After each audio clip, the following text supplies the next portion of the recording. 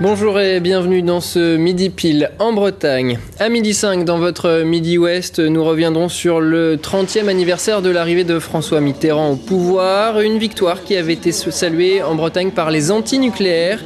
François Mitterrand, sur les conseils de l'un de ses proches, Louis Le Pinsec, avait accepté de ne pas lancer un nouveau projet de centrale comme c'était envisagé, notamment dans le Finistère. Nous reviendrons également sur ce procès qui se tient toute la semaine à Nantes. 6 sociétés spécialisées dans la fabrication de panneaux de signalisation sont suspectées d'entente illicite. Une affaire dénoncée par un petit entrepreneur qui n'arrivait pas à faire sa place sur le marché. Et puis encore un anniversaire, 30 ans après une première mise à l'eau, le Babar va bientôt retrouver l'océan. La réplique de ce langoustier vient d'être restaurée. L'été dernier, alors qu'il effectuait un tour du monde, il avait été percuté par un cargo. Mais d'abord, on s'arrête sur l'actualité au plus près de chez vous avec cette opération de contrôle des feux de signalisation ce matin à Rennes. Le 26 avril dernier, l'un d'entre eux était tombé sans crier gare et avait blessé un enfant de 9 ans qui passait par là. La ville a donc entrepris de vérifier 95 de ces feux tricolores les plus vieux. Ils ont une trentaine d'années et ont été particulièrement éprouvés par le temps. On écoute le responsable de l'éclairage public de Rennes. Les origines de la corrosion peuvent être multiples, bien sûr suivant l'implantation du mât, s'il y a une rétention d'eau en pied du mât, si le sol a une acidité particulière et puis bien sûr comme on est en milieu urbain avec nos amis les bêtes et particulièrement les chiens qui peuvent... les urines de chiens sont très acides et du coup peuvent accélérer le phénomène de corrosion au niveau des mâts. Et puis au chapitre sécurité routière, vous le savez, les derniers chiffres ne sont pas très bons. D'après le ministère de l'Intérieur, les accidents mortels ont augmenté de 20% en France en avril par rapport à 2010. François Fillon a donc décidé de convoquer un comité interministériel de sécurité routière demain. Parmi les départements où le bilan est particulièrement préoccupant, il y a l'Ille-et-Vilaine. La série noire a commencé dès le mois de janvier. Sébastien Quéroux, Vincent Bars. 24 morts sur les routes d'Ille-et-Vilaine depuis le début de l'année 2011. C'est 2 fois plus que l'an dernier à la même période.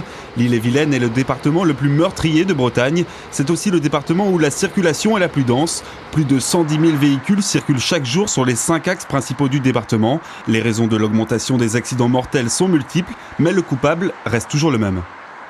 C'est le conducteur qui est toujours en fait en faute. C'est un problème de comportement, c'est un problème de placement dans le flot de circulation. On n'a pas de problème structurel ou de problème mécanique sur les véhicules. Ce sont des gens qui ne s'arrêtent pas au stop parce que ça fait 10 ans qu'ils passent à cet endroit-là et manifestement ils ne passent jamais personne. C'est toutes ces petites habitudes qui paraissent anodines et qui à la fin finissent par tuer les gens. Pour lutter contre cette forme d'accidentologie, nous avons maintenant, donc depuis quelques mois déjà, les kits salivaires qui permettent de détecter les produits stupéfiants. Qui permettent de savoir effectivement si une personne est sous l'emprise ou pas de produits stupéfiants. Et nous avons également maintenant des nouveaux matériels, des nouveaux radars portatifs qui nous permettent de détecter en temps réel et de manière assez rapide tout type de véhicule en excès de vitesse. Depuis le début de l'année, 12 000 clichés ont été réalisés par les radars fixes du département. 300 permis de conduire ont déjà été retirés pour conduite sous l'emprise de l'alcool. Et si les jeunes conducteurs sont souvent montrés du doigt quand il s'agit d'accidents, ils ne sont pas les seuls concernés. Nous avons depuis le début de l'année plus de la moitié des décès qui sont des personnes âgées, notamment pour des fautes de comportement, des fautes d'inattention. Alors nous avons engagé plusieurs actions, notamment des sensibilisations dans les collèges, dans les lycées, et également nous allons engager des actions dans les maisons de retraite, auprès des entreprises.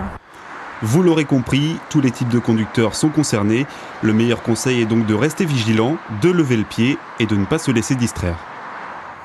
On se retrouve dans 2 minutes pour la suite de votre Midi Pile dans l'Ouest.